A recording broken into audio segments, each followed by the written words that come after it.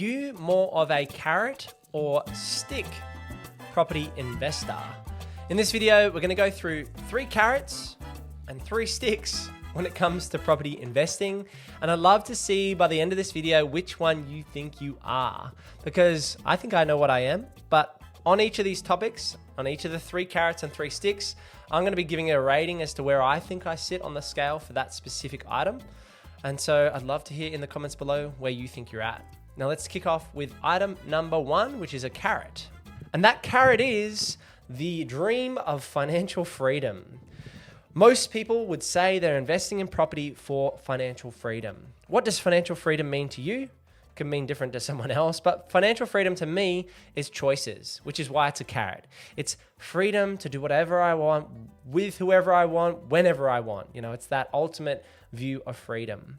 Now, I think it's really interesting that people think once they reach that financial freedom, it's all going to be sunshine and rainbows. Your problems are going to go away. You're going to have full autonomy of your calendar and your time, and life is going to be, beautiful. It's going to be like running through the fields of flowers, whatever you want to describe it as. Now, it's really interesting because I would almost say that I've hit that financial freedom point, and I can confidently say it's great. It's awesome. The money's really good. But also it doesn't get rid of all your problems. It doesn't change, unfortunately, with Emily passing away from ovarian cancer late last year, doesn't change that fact. It doesn't change that I'm a single dad with 2 young boys. It doesn't change that all my mates have to go to work, even though I might have created financial freedom at this point. And so I think this is a really interesting carrot to start off with. It's definitely one of my key motivators. I would probably give it like a 6 or 7 out of 10, that it was one of the main drivers for myself that I was going for in terms of my property investing motivation. But I don't think it's as good as people really perceive it to be. That financial freedom is going to be the be all and end all of your life. That if you reach that goal, you've made it and you're done. And what else do you do with your time? So let's jump over to a stick, which I think is a really interesting one. Now, this one really resonates with me, This is probably going to give myself away in terms of my character. But the first stick I've got on the list is you hate your job. And I say hate. You can't stand it. Now, it's funny I say that because I am a chartered accountant by trade. And I chose to be an accountant. I chose from probably about year 10, I had very big clarity that I wanted to do a business degree. And I was going to do accounting because I didn't know what business I was going to run. Now, hindsight's great. I now run a successful buyers agency in Southeast Queensland and have a YouTube channel. That's awesome. But there is a journey to get there. And so one of my key motivators was the stick, and it's probably an 8 out of 10 for me, which was that I hated my day job. I didn't like the fact that my boss told me I had to be at work at 8 a.m., even though it really started at 8:30. And I didn't like that they could say no to my holidays, or that I couldn't go to the shops in the middle of the day, even if I wanted to pick something up. That is the key motivator. That was one of the key motivators for me as a property investor. So I was far more of a stick guy than carrot guy for these first 2, which was that I did not like my job.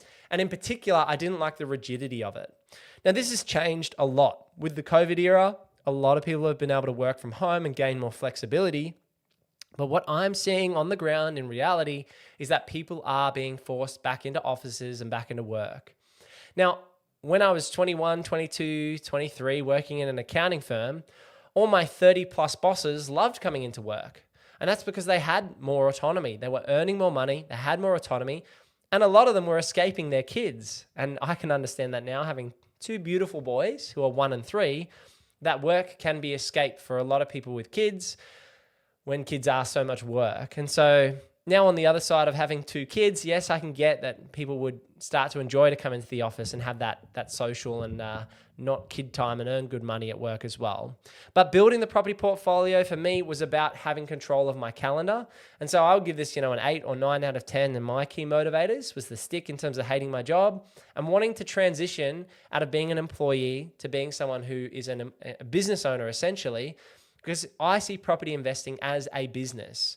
Yes, Purpose Property is a business. It's a proprietary limited, but also my property investing, I see that in terms of the way I run my spreadsheets and numbers as a business as well. Number 3, which is a carrot, which is toys, fast cars, holidays, lifestyle, beautiful clothes, all those things. Some people are heavily motivated by the toys, by the shiny things. And that's okay. Like if your key motivator is to have a holiday in Europe every 6 months, every year, and you want to drive a Ferrari, a Lamborghini, have the best Golf GTR, whatever the models and numbers are, then that's great. Go for it. If that's your key motivator, this is probably like a 2 out of 10 for me. I do like some nice things. Like I do like good quality clothes, and I do like having a few extra pairs of runners, joggers and shoes and things like that. But I drive a Pajero, that was 2020. It's a 5-year-old car. But I love the practicality of the vehicle that I have. I love that it's got roof racks and that it sits high on the road and that it's a safe vehicle. And so I'm probably very unmotivated by this carrot in terms of toys and nice things and holidays. But for some people, this could be a huge driver as to why you want to invest in property. Number 4 is feeling like you're being left behind. This is a stick. This is a reason that a lot of people want to dive into property investing, is because I'm being left behind. I see my peers over here. I see Luke on YouTube. He's doing really well financially. I want to be in that position and I want to keep up with the Joneses. And so I feel like I'm being left behind. That could be a motivator for some people. I'm probably a 0 out of 10 on this stick, even though I was very high on the last one in terms of hating my day job. I think this does motivate some people. They want to look at their parents or their friends and where they sit. I also think you should look at where you're at and focus on yourself and your journey, because your walk, your journey in life is going to be different to your neighbor, different to your best mate. Everyone's different. And so using this as a key motivator for your property investing journey is probably not a great one. But it's something to acknowledge that people do compare, and comparison can be the thief of joy. It's a biblical concept. And so I try not to compare myself to the guys that have 30 properties or 50 properties or 150 properties. There are guys out there with 30, 50, $100 million portfolios, and that might make my $9 to $10 million portfolio seem insignificant. But it's not, because I'm not comparing my journey to their journey. I'm not comparing my relationships to their relationships. And so I think it's important to not use this stick, in my opinion. So I'm probably giving this a 0 out of 10. But it's a real thing that we're going to struggle with in this journey, in the financial wealth creation space, is that you might feel like you're being left behind. Number 5 is a carrot. This is the third carrot, and this is the dream home. This can be a big motivator for so many people to want to work hard in their day job and want to invest in assets, so that at some point in time, when the kids are in middle school or when the kids finish primary school or finish high school, whatever it is, that we get the dream home. This could be in retirement for some people, could be earlier for others. And I think it's a good motivator. Having a home and having a home function the way you want to can be really special. This was Emily and my dream home in Greenslopes on the south side of Brisbane.